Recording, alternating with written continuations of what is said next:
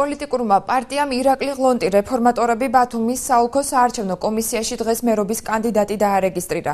პარტიის სახელით ქალაქის მერობისთვის დავით დიასამიძე იბრძოლებს. იგი ამავდროულად სიის პირველი ნომერიც იქნება.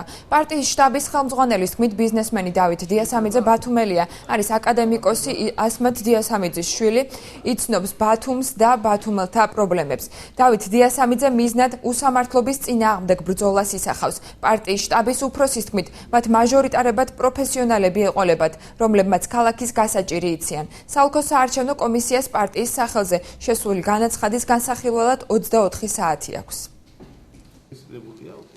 პარტია ირაკლი ღლონტმა და რეფორმატორებმა მერობის კანდიდატად ბათუმს წარუდგინა დავით დიასამიძის კანდიდატურა. აკადემიკოს მინდა აღვნიშნო, აკადემიკოს ისმეთ დიასამიძის შვილი, ბიზნესმენი დავით დიასამიძე.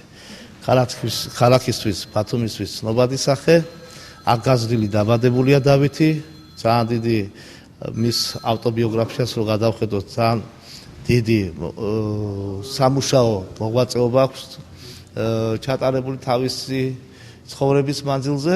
დღეს მე პროგრამას არ ჩამოგეყალიბებ, რადგან დღეს მე დავრეგისტრირდი, მაგრამ თავარი ჩემი მიზანია ბოროტობას ვებრძოლო სიკეთით, რადგან ბოროტებს დავანახო მათი ბოროტება.